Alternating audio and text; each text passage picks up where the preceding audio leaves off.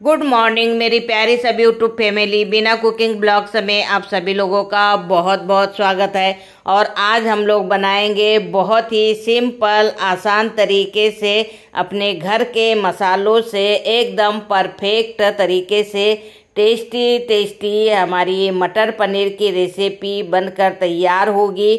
इसके पहले ना आपने कभी ऐसे बनाई होगी और ना ही खाई होगी, क्योंकि ये जो हमारे मटर है, अभी मटर का समय नहीं है, लेकिन ये हमारे फ्रोजन वाले मटर है। आज इसी की मटर और पनीर की रेसिपी मैं आप लोगों के साथ में शेयर करने जा रही हूँ। तो ये देखिए, ये हमारे फ्रोजन वाले मटर है।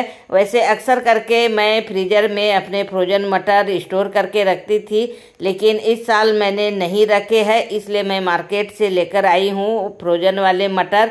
और आज इसकी रेसिपी हम लोग बनाने वाले हैं।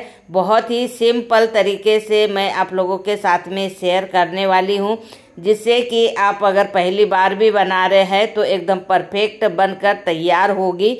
तो ये देखिए, जो मटर हमारे होते हैं फ्रोजन वाले, वो इस तरीके से बर्फ़ जम जाता है, क्योंकि ये फ्रीजर में रखे होते हैं। और साथ में यहाँ लिया है मैंने पनीर, और पनीर का भी मैंने 200 ग्राम का ही पैकेट लेकर आई हूँ। और इसकी कटिंग करके हमें एक प्लेट में निकाल लेना है। और इसमें फ्रीजर में रखने की वजह से इसमें बर्फ़ जमा होता है, तो बर्फ़ को हमें अलग निकाल लेना है। जैसे ही हमारे रूम टेम्परेचर पर मटर हो या फिर पनीर हो आता है, तो वो उसका बर्फ़ पिघलने लगता है। तो जैसे ही बर्फ़ पिघल जाएगा, उसके बाद में हमें अलग कर लेना है और पनीर की कटिंग कर लेना है। तो ये देखिए, मटर पनीर दोनों निकाल लिए हैं। मैंने 2 प्याज का पेस्ट बनाकर तैयार किया है, 1 टमाटर और साथ में कुछ अदरक लहसुन का भी पेस्ट बनाकर तैयार कर लिया।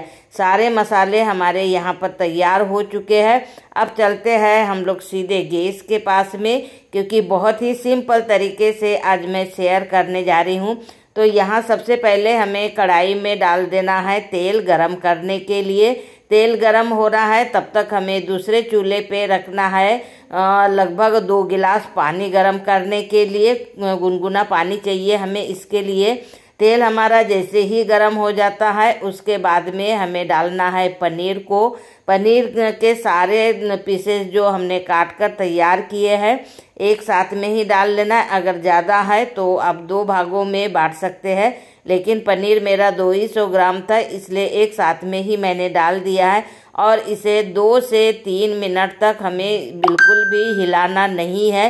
पनीर डालने के बाद में जैसे ही 2-3 मिनट हो जाएगा, उसके बाद में बड़े ही प्यार से हमें हमारे झारे से इसे अल्टी पल्टी करते रहना है। और जैसे ही थोड़ा कलर इसका चेंज होने लगे, तो समझिए कि हमारा पनीर तैयार हो गया है। बस हमें झारे से निकाल कर जो हमने गुनगुना पानी करके रखा है, उसमें हमें इस पनीर को डालते जाना है। तो इसी प्रकार से सारे पनीर को हमें निकाल लेना है।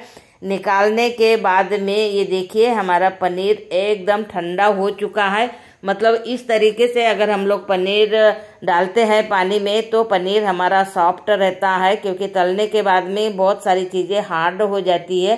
तो सॉफ्ट रहने के लिए हमने पानी में डाल रखा था। और जो हमारे मटर थे, मटर को भी हमने उसी पानी में डाल दिया था, क्योंकि मटर में भी हमारा बर्फ़ जमा हुआ था। तो बर्फ़ सारा पिघल के निकल चुका है और पनीर भी हमारा निकल चुका है अच्छे से सॉफ्ट होकर। अब कढ़ाई में हमें जीरा, खड़ा धनिया और कस्तूरी मेथी, साथ में थोड़ा सा तेज पत्ता डाल देना है। 2 मिनट जीरे को चटकने देना है। फिर जो पिसा हुआ प्याज हमने लिया था, उसे हमें डाल देना है। और प्याज को हमें थोड़ा कलर चेंज होते तक, मतलब लाल होते तक थोड़ा अच्छे से भून लेना है। उसके बाद में हमें इसमें डाल देना है 1 टमाटर, जो हमने प्यूरी बना कर रखा था। उसे 2 से 3 मिनट तक हमें टमाटर को भी भून लेना है। और उसके बाद में हमें इसी मसाले में डाल देना है अदरक लहसुन का पेस्ट। सभी मसालों को, जैसे टमाटर, प्याज और अदरक लहसुन का पेस्ट, हमें 2 से 3 मिनट तक अच्छे से भून लेना है। और उसके बाद में फिर हमें इसमें डाल देना है नमक, हल्दी, धनिया और मिर्ची, साथ में थोड़ा हल्का सा गरम मसाला, ताकि हमारे सब्जी में और भी ज़्यादा टेस्टी बनकर तैयार हो। तो बस सारे मसाले को डाल देना है। मसाला हमारा जलना नहीं चाहिए, इसके लिए हमें हल्का सा पानी डालना है और मसाले को भूनकर हमें तैयार करना है। कम आंच पे ही हमें मसाला भूनकर तैयार करना है। बस 2 मिनट तक हमें इसे ढककर मसाले को पकाना है। और जैसे ही हमारा मसाला तैयार हो जाएगा, उसके बाद में देखिए कितना अच्छा हमारा मसाले का कलर आ चुका है। तो जैसे मान के चलिए कि हमारा यहाँ पर मसाला भुनकर तैयार हो चुका है। अब हमें इसमें डाल देना है ग्रेवी के लिए पानी। अब ग्रेवी आप कैसे रखना चाहते हैं, जैसे गाढ़ी रखना है या फिर पतली रखना है, जैसे भी रखना है उसके हिसाब से आप इसमें पानी ऐड कर दीजिए और अच्छा उबाल आने दीजिए। जैसे ही हमारे ग्रेवी में उबाल आने लग जाए और अच्छे से उबलने लगे, जैसे लगभग 2 से 3 उबाल आना चाहिए, उसके बाद में जो मटर और पनीर हमने निकाल कर रखे हैं उसे हमें इसमें डाल देना है। और डालने के बाद में इसे फिर हमें 2 उबाल और आने देना है। बहुत ज़्यादा नहीं पकाना है, क्योंकि ये हमारे फ्रोजन वाले मटर है और पनीर भी हमारा बहुत सॉफ्ट होता है, इसलिए हमें 2 ही उबाल आने देना है और इसे ढक देना है।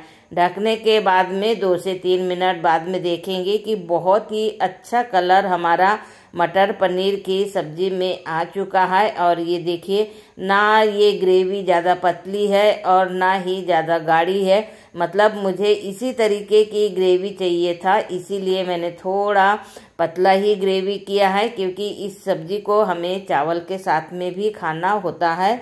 तो ये देखिए, इस तरीके की आज हमारी एकदम सिंपल तरीके से घर के मसालों से मटर पनीर की रेसिपी बनकर हो गई है तैयार। तो आप लोगों को ये रेसिपी कैसे लगी कमेंट करके ज़रूर बताइए। Thank you.